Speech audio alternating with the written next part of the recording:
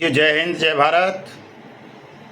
मैं मदन लाल आज़ाद, संस्थापक संयोजक ठगी पीड़ित जमाकर्ता परिवार और all India bike boat taxi union. आज दिनांक 18 मई 2025 को आपके समक्ष प्रस्तुत हूँ राजधानी दिल्ली से कुछ बड़ी खबरें, बड़ी सूचनाएं आपको उपलब्ध कराने के लिए। और एक खबर ऐसी भी बताऊंगा जो बाइक बोट टैक्सी स्कैम से जुड़ी हुई है साथियों, और सरकार कितनी लापरवाही करती है, किस तरह वो ठगों को खुला छोड़ देती है बारी बारी से, मतलब बार बार ठगी करने के लिए। और भी कई खबरें बताऊंगा कि हमारे देश की जनता भी कितनी भोली है और कैसे कैसे वो ठगों का शिकार बन जाती है, और किस तरह ठग और बेईमान भारत माता का खून चूस रहे हैं, और क्यों हम सब मूक दर्शक बने हुए हैं। कैसे भारत माता को ठग बेईमानों के खूनी पंजों से मुक्त करवाकर देश के करोड़ों नागरिकों की मेहनत का पैसा उन्हें वापस दिलाया जा सकता है। कैसे ये जो आपस में गृह युद्ध छिड़ गया है एजेंट और जमाकर्ताओं के बीच, निवेशकों के, उसको कैसे रोका जा सकता है। कैसे सबको सुरक्षा, सम्मान, रोजगार, पुनर्वास की गारंटी का अधिकार दिलवाया जा सकता है, और कैसे साथियों हम अपने इस मिशन को कंप्लीट कर सकते हैं जो देश को बहुत ज़्यादा दर्द दे रहा है, तनाव दे रहा है और गृह युद्ध की ओर खींचे ले जा रहा है। तो खबर बताने से पहले मैं हमेशा की तरह आप सबसे अपील करूंगा कि साथियों हमारे YouTube चैनल युगांतर न्यूज़ को आप सब्सक्राइब अवश्य किया करो।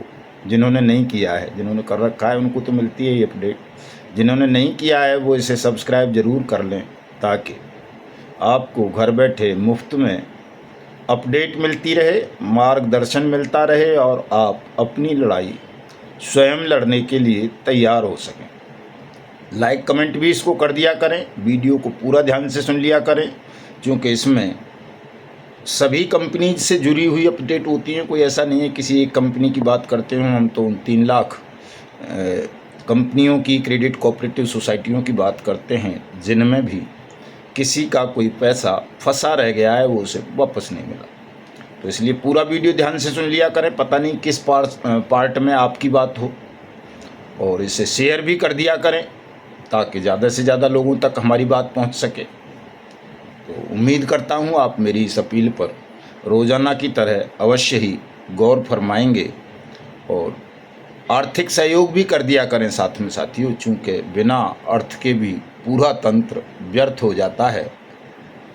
आर्थिक सहयोग भी बहुत ज़रूरी है, वो भी ज़रूर किया करें, चूँकि हम किसी धन पशु से, उद्योगपति से या किसी पॉलिटिकल पार्टी से या किसी और से कोई सहयोग या सहायता प्राप्त नहीं करते। हमारा ये चाहे YouTube चैनल हो, चाहे हमारा मिशन भुगतान भारत यात्रा का कार्यक्रम हो, चाहे हमारी सभाएं हों, धरने, प्रदर्शन, सत्याग्रह, प्रेस कॉन्फ्रेंस इत्यादि इत्यादि, जो भी क्रियाकलाप हैं वो सब देश के ठगी पीड़ितों के लिए हैं और उन्हीं के सहयोग से चलते हैं। इसलिए सब साथी आर्थिक सहयोग अवश्य किया करें जो भी आपकी क्षमता हो, और साथ साथ संगठन का विस्तारीकरण भी करें साथियों, क्योंकि जब तक संगठन का आप विस्तारीकरण नहीं करोगे तब तक राष्ट्रव्यापी आंदोलन ठीक से नहीं कर पाओगे, और ठीक से राष्ट्रव्यापी आंदोलन खड़ा नहीं कर पाओगे तो भुगतान भी असंभव है, सुरक्षा सम्मान भी असंभव है।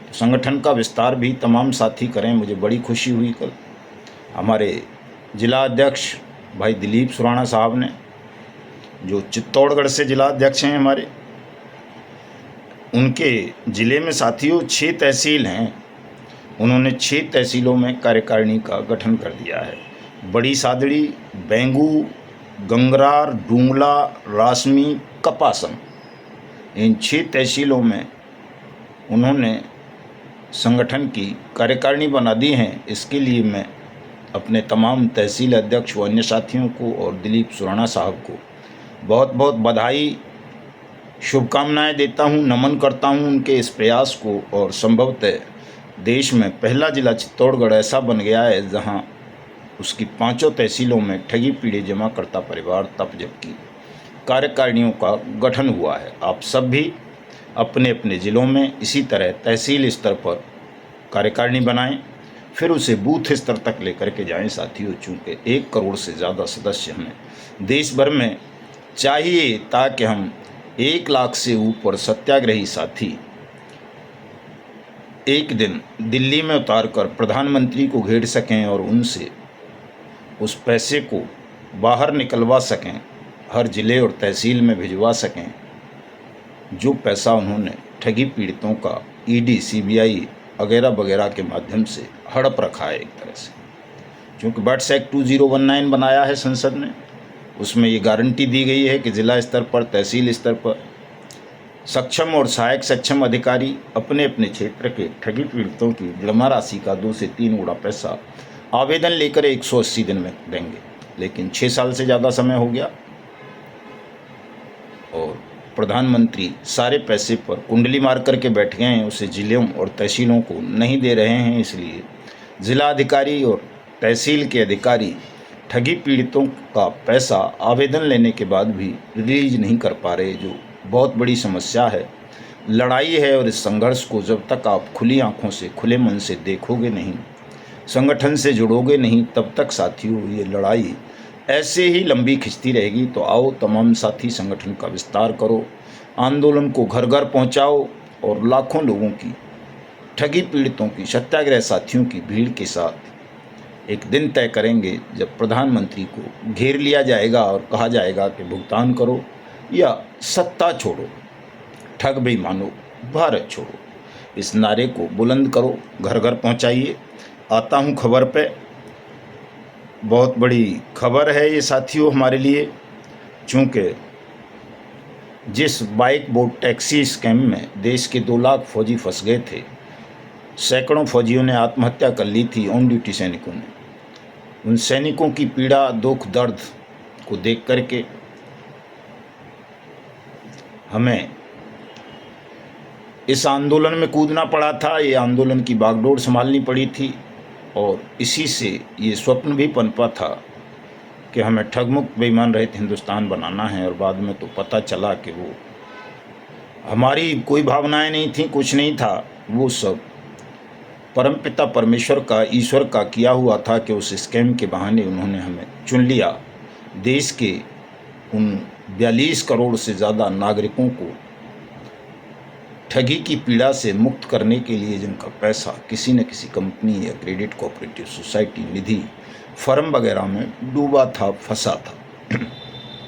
बाइक बोट टैक्सी स्कैम देश का एक चर्चित स्कैम रहा है। 42,000 करोड़ रुपए का स्कैम था। 2 लाख से ज़्यादा सैनिक इसमें ठगी का शिकार बने थे और भी बने थे, बहुत सारे पुलिस ऑफिसर बने थे, वैज्ञानिक बने थे, वकील बने थे, पत्रकार बने थे, जज बने थे इस स्कैम का शिकार। चूँकि ये स्कैम प्रधानमंत्री के ग्रीन इंडिया, क्लीन इंडिया के नाम पर, क्लीन इंडिया मिशन के नाम पर शुरू हुआ था और इसमें देश के क्या है वो राजमार्ग परिवहन मंत्री, क्या नाम है इसका, नितिन गडकरी के नाम पर हुआ था साथियों।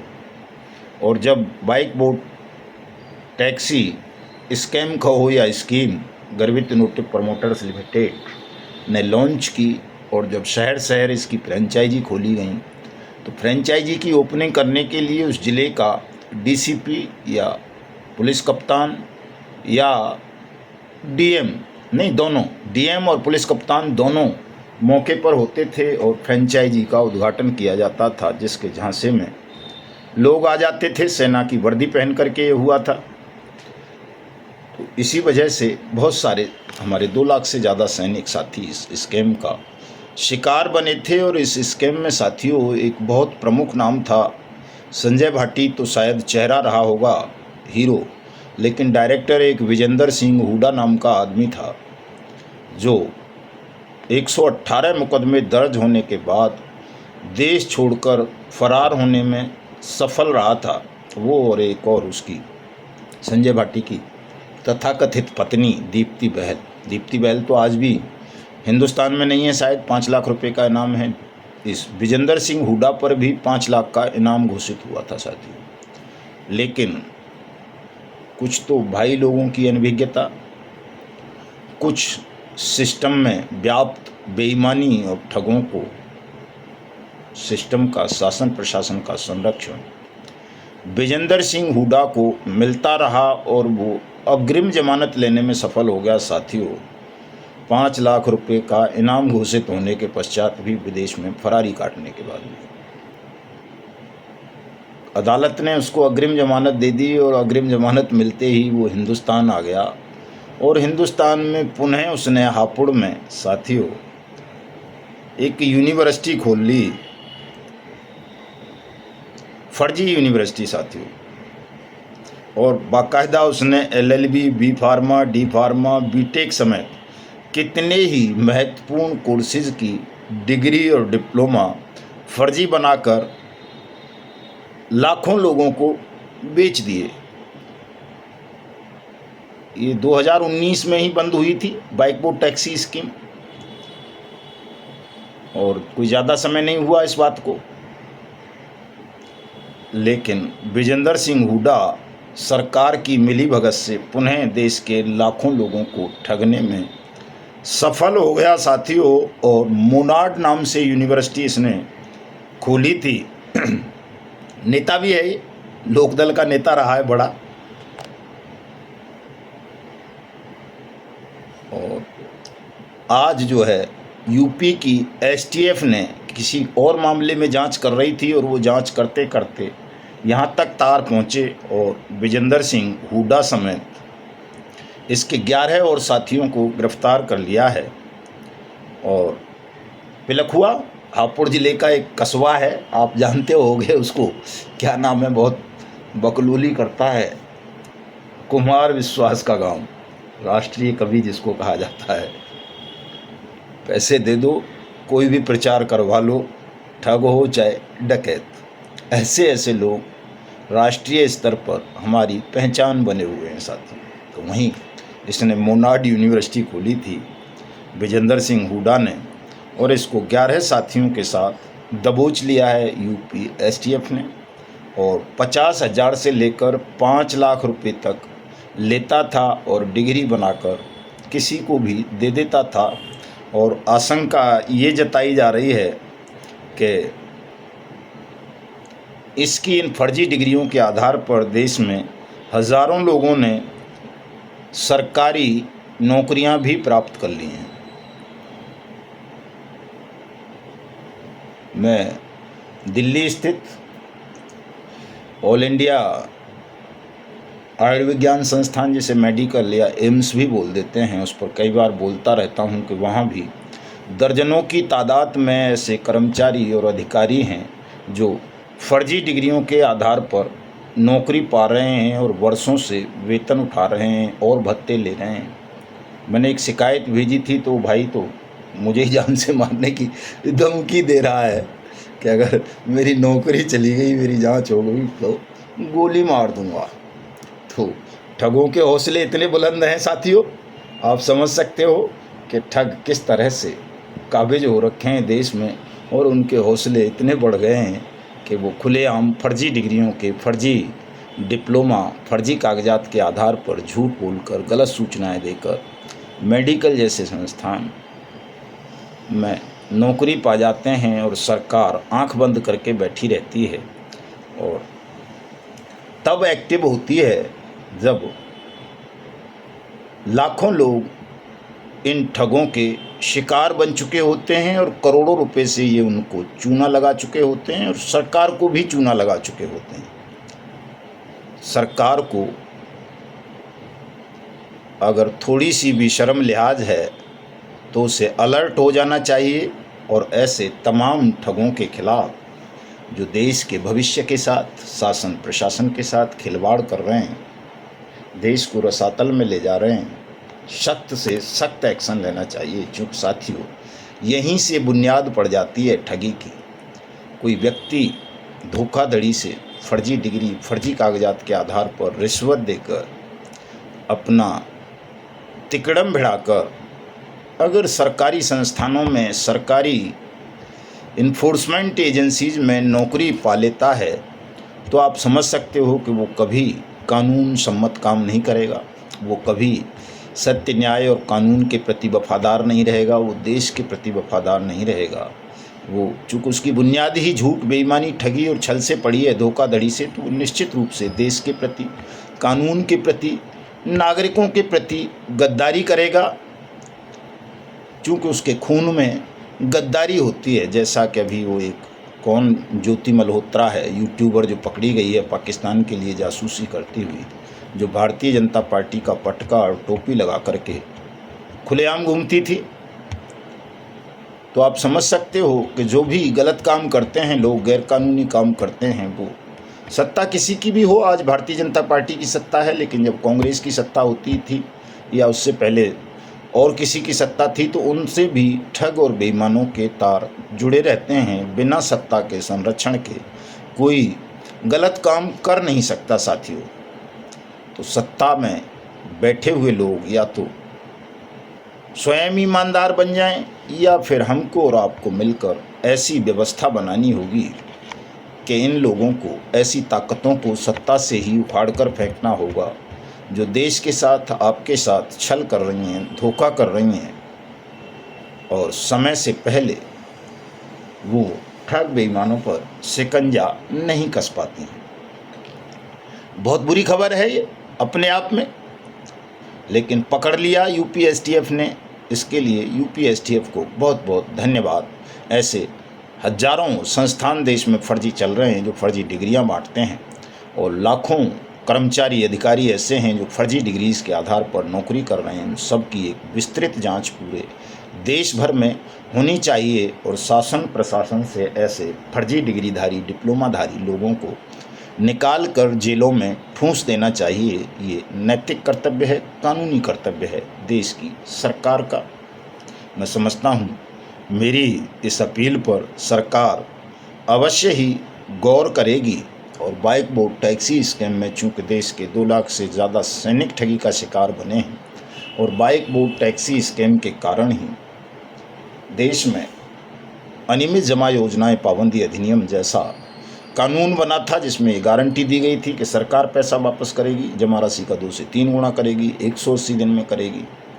तो आज तक उन सैनिकों के पैसे भी सरकार ने वापस नहीं किए, जिन सैनिकों की प्रशंसा करने में प्रधानमंत्री मोदी भी पीछे नहीं रहता है।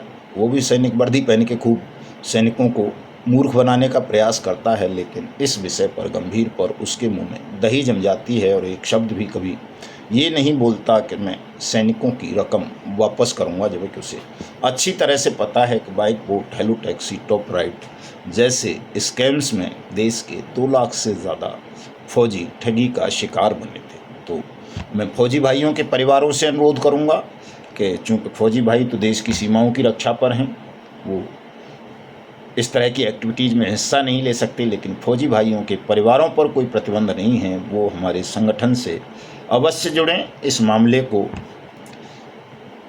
राष्ट्रव्यापी स्वरूप दें, और लड़ोगे तो निश्चित रूप से सबका भुगतान हो जाएगा। तो दूसरी खबर साथियों, राधा माधव कॉरपोरेशन लिमिटेड से जुड़ी हुई है। एक कोई अनिल अग्रवाल, इसका एक बेटा था मितेश अग्रवाल, जिसकी प्रधानमंत्री ने कभी संसद में तारीफ़ की थी कि देखो मितेश अग्रवाल को देखो, 2000 रुपये से स्टार्टअप शुरू किया और 20,000 करोड़ का बना दिया उसने क्या बनाया था? राधा माधव कॉरपोरेशन लिमिटेड, और फर्जी कंपनी बनाई, पूंजी स्कीम चलाई, देश के 60 लाख से ज़्यादा लोगों को ठगा। वो बंद करके जब उस पर FIR हो गई, हमने दिल्ली में भी करा दी थी FIR उस पर, उसने फाइटोटोमी बना ली, थर्ड टेम्पल बना ली, और आज तक वो आदमी बाहर है। आज मैं पढ़ रहा था, किसी ने फेसबुक पे लगा रखा है, ये सच है या झूठ है पता नहीं, ये मैं वेरीफाई नहीं कर पाया हूँ, कि उसके पिता ने 21,000 करोड़ रुपए दान करने की घोषणा की है, जिसने लाखों लोगों का पैसा वापस नहीं किया। ऐसा आदमी दानी बन रहा है साथियों, और लोग ताली बजा रहे हैं। ये नहीं देख रहे कि इसके कुकर्म कितने हैं, इसने कितने लोगों की ज़िंदगी तबाह कर दी है, कितने ही साथी बेचारे आत्महत्या कर चुके हैं उस राधा माधव कॉरपोरेशन लिमिटेड का ठगी का शिकार बन जाने के कारण। ऐसे ही वो कैची पिक्सल वाला मामला था, प्रधानमंत्री के विज्ञापन देखो और पैसा पाओ, इन्वेस्टमेंट करो। तो ये कई बड़े गंभीर प्रकरण हैं। ब्लू फॉक्स मोशन वाला था, प्रधानमंत्री से जुड़ा हुआ ही। तो प्रधानमंत्री अगर सच में भैया देशभक्त है, भाई ईमानदार है, देश के प्रति वफादार है, तो कम से कम इन ठगी प्रकरणों पर संज्ञान ले। वाट्स एक्ट 2019 को देश भर में सख्ती के साथ इम्प्लीमेंट करें। जो अधिकारी या राज्य इस कानून की अनुपालना नहीं कर रहे, उनके खिलाफ एक्शन लेना चाहिए और सबका भुगतान करना चाहिए। और सबसे पहले तो प्रधानमंत्री को खुद ईडी और सीबीआई ने जो प्रॉपर्टी देश भर में ठगी पीड़ितों की जब्त कर रखी हैं, उनको तहसील और ज़िलों को रिलीज़ कर देना चाहिए, ताकि तमाम लोग अपने अपने ज़िलों में अपने भुगतान के क्लेम फाइल करके अपना पैसा वापस ले सकें। लेकिन वो कहते हैं एक तरफ हाथ बांध दिए हैं अधिकारियों के, दूसरी तरफ कानून बना दिया है, बकलोली कर लेते हैं, चुनाव आ जाता है तो स्थिति जस की तस बनी रहती है, लोग मरते रहते हैं, लड़ते रहते हैं, उनका भुगतान नहीं हो पा रहा है। साथियों, राजस्थान में साइबर ठग बहुत सक्रिय हो गए हैं साथियों, और वो रिटायर्ड कर्मचारी, ऑफिसर, इंजीनियर्स, डॉक्टर्स वगैरह को अपनी ठगी का शिकार बना रहे हैं और सैकड़ों करोड़ रुपए की ठगी रोजाना राजस्थान में हो रही है। और आप इतने भोले हो साथियों कि एक ठग ने तो क्या किया, वो इसने एक विज्ञापन दिया कि 1 किलो बादाम खरीदोगे ऑनलाइन तो 1 किलो फ्री भिजवाऊंगा, और कई भाइयों ने उस पर जो है ऑनलाइन कर दिया और उसने उनके खाते ही साफ कर दिए। ये हमारे बल्लभगढ़ फरीदाबाद की खबर है साथियों। और साधु क्या, ये तो साधारण नागरिक भी करते हैं। ये गिरफ्तार हो गया है, साधु के वेश में 3 लोगों को गिरफ्तार किया गया है, जो तंत्र मंत्र जादू टोना करके लोगों को अपनी ठगी का शिकार बनाते थे। ऐसा एक वाकया मेरे जीवन में भी घटा है साथियों, बहुत ज़बरदस्त। के कोई वो है दुकानदार है वहाँ टप्पल में, हमारे अलीगढ़ का ही कस्बा है, वो भी लोगों को ऐसे ही ठगता है तंत्र मंत्र के नाम पर, बालाजी के नाम पर। उसने अपनी दुकान खोल रखी है और लोगों को भ्रमित करके उनसे 10-10, 20-20, 1-1 लाख रुपए लेता है तंत्र मंत्र के नाम पर और ठग लेता है। जो तंत्र मंत्र के नाम पर ले रहा है तो आप वापस भी नहीं मांग पाओगे। तो ऐसे ठगों से आप सबको लड़ना चाहिए, उनके चंगुल से, इस मानसिक रोग से बाहर आना चाहिए कि कोई तंत्र मंत्र या जादू टोना इतना ताकतवर नहीं होता कि वो मनुष्य की हृदय को या बुद्धि को बांध सके। होती है थोड़ी बहुत ताकत होती है उसमें, ज़्यादा नहीं। लेकिन जब हम मानसिक रोगी होते हैं, दूसरों पर ज़्यादा ध्यान देते हैं, दूसरों के कहे अनुसार अपने निर्णय लेते हैं, अपनी आत्मा से नहीं पूछते हैं, ईश्वर में आस्था नहीं होती है, तो ठग हमें तंत्र मंत्र जादू टोने के नाम पर भी न केवल ठग लेते हैं बल्कि गुलाम बना लेते हैं और मनचाहा हमारा उपयोग करते हैं, शोषण करते हैं।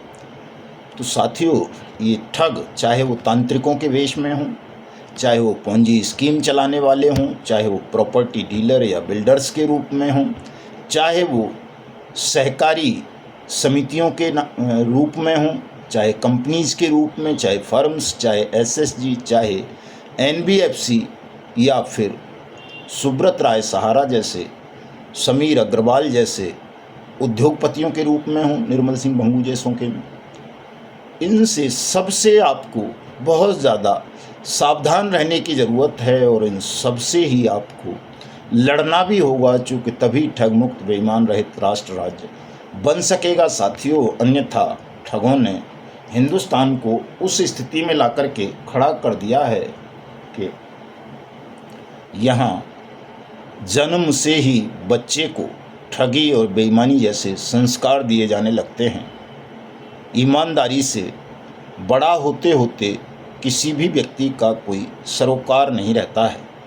आज भी मैं देख रहा हूँ ये तो ठग हैं, ठग तो करते ही हैं वेश बदल बदल करके। वेश बदलने की आदत तो हमारे प्रधानमंत्री को भी एक है, लेकिन ठग वेश बदल बदल कर, नाम बदल बदल कर जिस तरह से ठगी कर रहे हैं, वैसे ही हमारे कुछ एजेंट साथी भी हैं कि वो एक कंपनी बंद होती है तो दूसरी में जा कर के काम करने लगते हैं, उसके प्लान बेचने लगते हैं। दूसरी बंद हुई, तीसरी में, चौथी में, पांचवी में, और अंततः साथियों वो ऐसे गड्ढे में कूद पड़ते हैं जहां से वो निकल नहीं पाते। केवल मौत ही एक विकल्प रह जाती है, आत्महत्या ही। तो 5 लाख से ज़्यादा लोग आत्महत्या कर चुके हैं, और अब कोई आत्महत्या न हो ये प्रयास हम लगातार कर रहे हैं। सफल रहे हैं हम आत्महत्याओं को रोकने में। लाखों लोग हमें बताते हैं कि साहब आपका भाषण सुना, यूट्यूब पे सुना, आप जब वहाँ आए तो आपसे मिले तो आपकी बातें सुनी तो हमने आत्महत्या का विचार त्याग दिया। अच्छी बात है, अपनी इस उपलब्धि पर हम भी गौरवान्वित होते हैं कि कम से कम ईश्वर ने हमें आप लोगों के बीच इतना समर्थ बना करके भेज दिया कि हमारी बातें सुनकर, हमारी कुछ नहीं है, वो ईश्वर की बातें होती हैं, जैसा गाइड करते हैं हम वैसी बातें बोलते हैं कि आपने अपने जीवन को, परिवार को बचाया। लेकिन आज हम आपसे अपील करते हैं साथियों, जीवन और परिवार तो आपने बचा लिए, लेकिन राष्ट्र को भी बचाओ, उन लोगों के पैसे को भी डूबने से बचाओ, उन्हें वापस दिलवाओ जिन्होंने आपके भरोसे पर कहीं ना कहीं अपने पैसे को जमा कर दिया था और वो फंस गया। उनकी पीड़ा को भी समझें, चूँकि दर्द उनको भी बहुत है। किसी का पैसा डूब जाए, फंस जाए, वो उसे वापस ना मिले, वो भी मेहनत का, तो बड़ा दर्द होता है साथियों, दुख होता है। तो इस लड़ाई को सब लोग मिलकर लड़ें। बहुत सारे साथी मुझे फ़ोन करते हैं, रोज़ाना ऐसी घटनाएं होती हैं मेरे साथ कि साहब मेरा दिला दो, मैं मरा साहब, मेरे साथ यूँ हो गया, ये नहीं सुन रहा, वो नहीं सुन रहा। अरे भाई ये नहीं है संभव। ये तभी हो पाएगा जब आप सब, चूँकि सबकी पीड़ा, सबका दुख, सबका दर्द एक जैसा है। आप अलग अलग लड़ रहे हो, कोई सहारा के लिए लड़ रहा है, कोई सागा के लिए, कोई बाइक बोट के लिए, कोई PACL के लिए, कोई HBN के लिए, कोई विश्वामित्रा के लिए, कोई समृद्धा के लिए, कोई साईं प्रसाद के लिए, कोई साईं प्रकाश के लिए, कोई आदर्श के लिए, कोई नवजीवन के लिए, कोई संजीवनी के लिए, कोई कैलकाम के लिए, कोई गरिमा के लिए, कोई माइक्रो फाइनेंस के लिए, कोई रोज वैली, कोई पिनकोन, कोई समर्थ, कोई सक्षम, कोई मदर टेरेसा, कोई कुछ, कोई अल्केमिस्ट के लिए लड़ रहा है, कोई किंग फ्यूचर के लिए लड़ रहा है। ये जो आपकी अलग अलग लड़ाई है, ये आपको कमज़ोर कर रही है, तोड़ के रख रही है, विभाजित करके रख रही है। इसलिए सरकार के कानों पर जू नहीं पा रहे। आप सब अपनी सामूहिक आवाज़ बनाएं। आपकी जो सबकी ये पीड़ा है वो अलग नहीं है, इसको सामूहिक स्वर दें। जिस दिन ऐसा करने में आप सफल हो जाएंगे, सामूहिक स्वर दे देंगे अपनी इस पीड़ा को, उस दिन सबका भुगतान हो जाएगा, सबको सुरक्षा सम्मान मिल जाएगा, और हिंदुस्तान भी ठगमुक्त, बेईमान रहित राष्ट्र राज्य बन जाएगा। इन 3 चीज़ों को याद कर लो साथियों। 21 मई को हम पूरे देश में राष्ट्रव्यापी स्तर पर, हर कलेक्ट्रेट पर, हर तहसील पर ताली, थाली, ढोल, मृदंग, मजीरा, शंख, डमरू, चिमटा इत्यादि के साथ प्रदर्शन कर रहे हैं, घेराव कर रहे हैं। मैं भगवान श्री कृष्ण, योगेश्वर कृष्ण की जन्मभूमि मथुरा कलेक्ट्रेट का घेराव करूंगा अपने साथियों के साथ मिलकर। आप सब अपनी अपनी तहसीलों और ज़िलों में करें। जो अलीगढ़ और आगरा और भरतपुर मंडल के साथी हैं वो 21 मई को सुबह 10 बजे मथुरा धरना स्थल पधारें, चूँकि उसे केंद्रीय कार्यक्रम बनाना है। मैं वहीं रहूँगा, तो आप सब पधारिए। और जो साथी अन्य ज़िलों के हैं, अन्य तहसीलों के हैं, अन्य राज्यों के हैं, वो अपने अपने ज़िलों और तहसीलों पर इस कार्यक्रम को करें। प्रधानमंत्री का और अपने राज्य के मुख्यमंत्री का इस्तीफा मांगें। राष्ट्रपति और chief justice of India supreme court को ज्ञापन भेजें, और इस कार्यक्रम को इतना विशाल कर दें कि इस शंखनाद से देश के प्रधानमंत्री के हृदय फट जाए, और मुख्यमंत्रियों को भी आभास हो जाए कि अब अगर इन्होंने आपका भुगतान नहीं किया तो आप इनकी सत्ता व्यवस्था को चकनाचूर कर दोगे, रौंद दोगे, मिट्टी में मिला दोगे। आज रात 9 बजे। कल आऊँगा साथियों, आज नहीं आता। बहुत लंबा वीडियो बन गया है, आधे घंटे का, इसी को सुन लो। कल रात को 9 बजे फेसबुक पर लाइव होकर जुड़ूंगा आपके साथ। जुड़िएगा, मदन लाल आज़ाद के नाम से मेरी फेसबुक आईडी है। तमाम साथी अपने सवाल करना, सवालों के जवाब देंगे। उसको फॉलो भी कर लेना मेरी आईडी को, ताकि आपको नोटिफिकेशन मिल सके। तो मिलता हूँ कल। इसे शेयर ज़रूर कर देना, लंबा है लेकिन बहुत काम का है। जय हिंद, जय भारत।